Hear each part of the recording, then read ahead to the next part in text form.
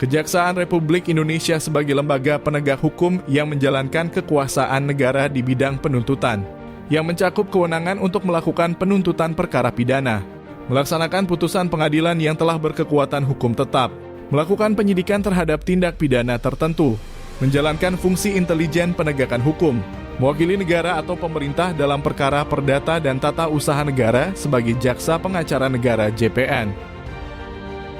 Indonesia berada di posisi ke-99 dari 180 negara dalam Indeks Persepsi Korupsi atau IPK tahun 2024 dengan skor 37 dari 100. Meskipun mengalami sedikit kenaikan dari skor sebelumnya yakni 34, Indonesia masih berada pada posisi separuh bawah menunjukkan tingkat korupsi yang relatif tinggi.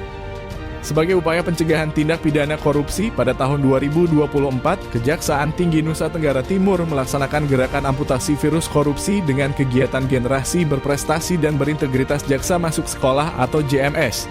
Kegiatan ini melibatkan 82 sekolah dan diikuti sekitar 46.000 siswa-siswi serta tenaga pendidik di SMA, SMK, dan SMP negeri serta swasta di Nusa Tenggara Timur. Kejaksaan Tinggi Nusa Tenggara Timur mencatat sejumlah perkara tindak pidana yang ditangani sepanjang tahun 2024.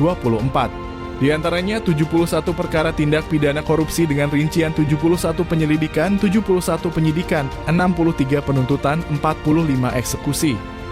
Selain itu, Kejati NTT juga menangani 24 perkara KDRT, 15 perkara perdagangan orang, 41 perkara narkoba, 413 perkara terkait korban anak, 31 perkara tindak pidana kekerasan seksual, dan 6 perkara kehutanan.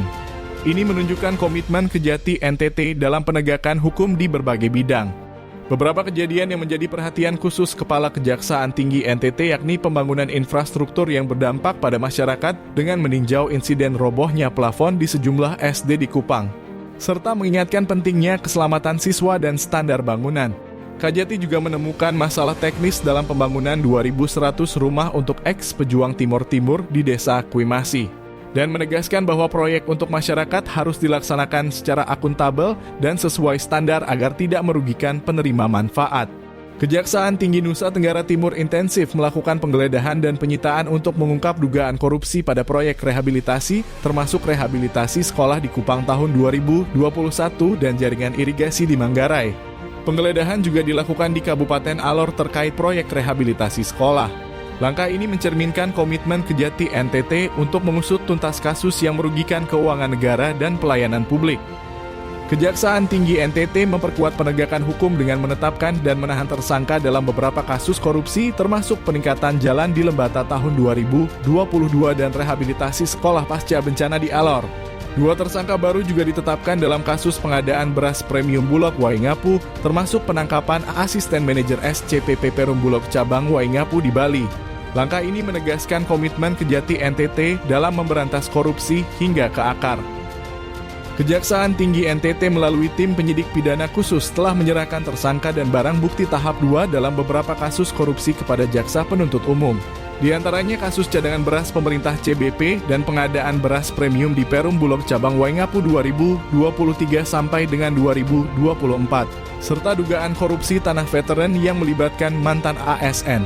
Semua kasus siap dilimpahkan ke pengadilan untuk proses penuntutan lebih lanjut. Kejaksaan Tinggi Nusa Tenggara Timur berhasil menyelamatkan keuangan negara melalui penyitaan dan pemulihan dalam berbagai kasus korupsi. Total penyelamatan keuangan negara pada 2024 mencapai 12,7 miliar dengan Kejari menyumbang 12 miliar. Sampai April 2025, penyelamatan tambahan tercatat sebesar 228 juta. Sepanjang 2024, Kejaksaan Tinggi NTT bersama Kejari berhasil menyelamatkan keuangan negara sebesar 71,65 miliar rupiah melalui bidang perdata dan tata usaha negara yakni Datun. Kejati NTT menyumbang 53,51 miliar, sementara Kejari menyumbang 18,13 miliar. Dalam aspek pemulihan keuangan negara, total yang dipulihkan mencapai 6,95 miliar, seluruhnya dari Kejari.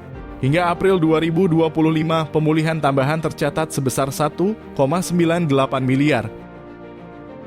Kejaksaan Tinggi Nusa Tenggara Timur berhasil memulihkan keuangan daerah sebesar 1.570.400.000 rupiah melalui operasi intelijen.